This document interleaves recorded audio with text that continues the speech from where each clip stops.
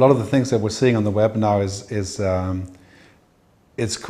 more question our belief than our reality. Right? Our belief is questioned by the fact that we used to assume that only really professional producers or writers can be good, and that became part of the mantra. And only professional large companies are good enough to broadcast, right? And that was an assumption that carried over onto the web with portals like Yahoo and so on. Now all of a sudden we have to question this assumption, whether it's still correct that that's true. For example, big pharma companies are publishing all the research. GlaxoSmithKline published the research on 1 billion hours worth of time, right, from their researchers, because they knew that there's 500 of us, doing the research in the consumer goods business, but there's 2 million out there who can also contribute. If we put the two together, that's very powerful. So it's not like the professional loses and the amateur wins, not at all. It's basically realizing you can use both. But the assumption basically saying that a closed system will win because you can keep it all in check, that is faulty at this point, where we have to realize that we have to rethink. It's like saying that the Pope is real or he's not real. At a certain point we realize, yeah, he has something to say. That doesn't mean he's bad, but he's not on that level. Right? So it's basically the belief system changes, and you start to realize all of a sudden when you experience something, like looking at your kids, what they do, right? Then you realize, okay, yeah, I think I need to expand my assumption, and then that's when the model starts changing.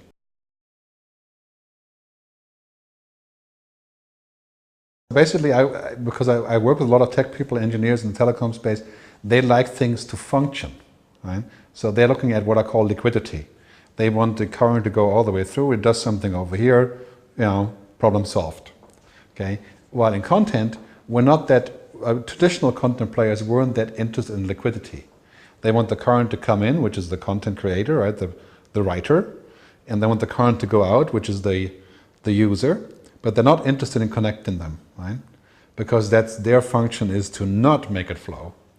So while the engineers are interested in flowing in the process and solving the whole thing and making it repeatable, right? Most publishers traditionally were not, because they're not interested in mechanizing that process, right? So they're not thinking like engineers. They're thinking sort of like a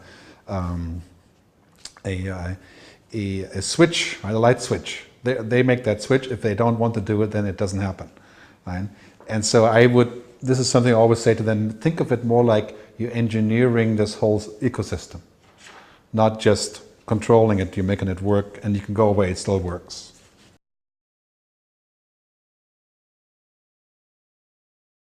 The question is really quite simple, I think. Basically, are you extracting value or are you adding value? And in a system that's controllable, I can extract value because I am the one that, without me, nothing happens on either end, right? Major studios, major record labels, major publishers, broadcasters, big advertisers, big brands, and so on. In that system, I can benefit from having that function, right?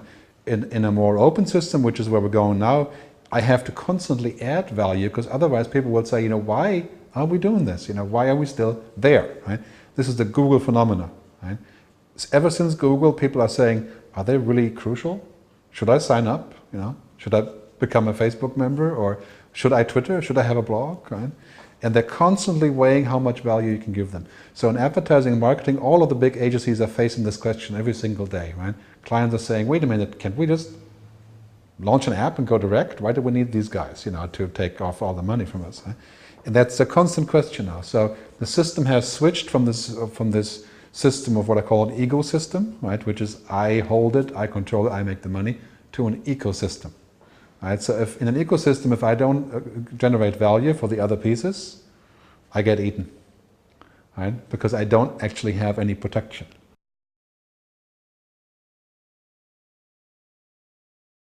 Sellaband is I think it started actually in Holland. It's now in London too, where people invest in bands. I think 50 euros is the minimum, and you get shares in the band. And when they reach 50,000 euros in terms of aggregated money, then they go off to production. So you are sort of like the financier.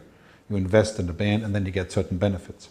And I think they've launched 30, 40, or 50 bands, and they've done really well. And I think that concept is fantastic.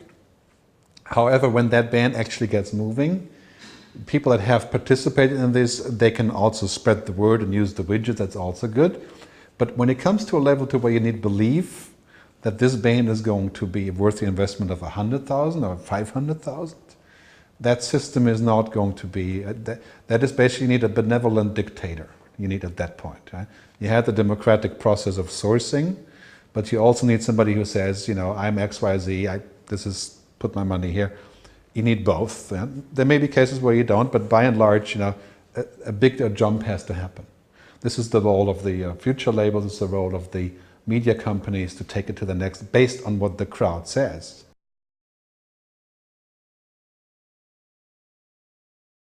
Economics of the music or the media industry in general were that it only worked for hits. Anything that wasn't a hit was dumped, right? Because of production cost and shipping cost and all that stuff, right? So, for example, today, you know, you can be lucky if all of the American audience, I think American Idol gets 6% of the total audience. Dallas or Gunsmoke or whatever got 75% of the total US audience, right? So that is a typical example from the Longtail, but basically at this point we are still far away from the Longtail having financial viability because we're not really that connected yet, right? But ultimately you don't need hits financially, and it will be very expensive to get them. There will still be hits, but they'll be in the niches. So rather than having one big mass market, we have a whole bunch of niche hits that are going to be known only to people in the niche. In a system that's entirely controlled, I need to have hits, right? Because only those are going to scale, right? In a system that's open, I'm fine with having sort of small hits because they all come in succession and they're cheap to do, right? So this goes back to marketing and advertising. If my marketing and advertising is so expensive that I need to spend $1 million to get out of selling 2 million records, you know, then of course I must have the hits, right? If my marketing and advertising costs me 50,000 euros, I can create lots and lots of great financial events along the string of artists, and I can still come to the same place, right? However, as a warning, of course, we are a little bit far away from this because we are not liquid on the web yet in terms of broadband connection, mobility, cheap devices, Africa, India, China. So that is why the long tail looks sort of like blurry right now. It doesn't create money yet. Right? And this is don't confuse it, however, with the principle being correct.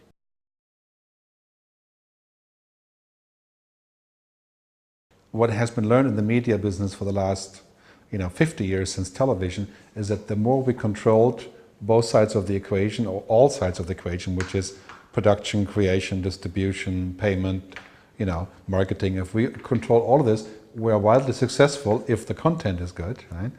And so our mindset was basically constantly recertified with thinking that control equals money. All of a sudden the web comes and it says, okay, with open systems, things become viral, cheap, marketed from peer-to-peer, with contributions from the peers and so on and so on. So all of a sudden the mindset is questioned that says, control is a hindrance, right? So there, however, you can basically say there's a switch in my mind. I can set the switch to on or off, right? And if you look around the industry, you can see countless people where the switch is still on the off side and this doesn't exist for them, and other ones who've thrown the switch. In the case of Rupert Murdoch, he goes back and forth between the two. But you can see those switches being thrown every day now, that people are saying, okay, it's not that I don't understand it, it's not that I'm stupid, it's not that I haven't done the research, I just don't believe it. Right? And when that belief is changed, all of a sudden everything becomes possible. So it's, I think the mindset is the first thing, the assumption that we need to change from that sort of closed to open. And this is not a scientific exercise, this is a question of belief. So if you look at some of the really smart leaders, then, for example, Steve Jobs solidly believes that control of his system is the way to go. And he has been successful with that. But what's happening now with Apple is shifting over to saying that used to be true, but maybe now we have to open up so we can grow further, right? And then there's companies like Sun Computers who have built their entire life on being open, and they're going to Oracle now, so maybe they'll be closing up. But you have always a question of making that switch in your mind between the constant back and forth between the open and the controlled.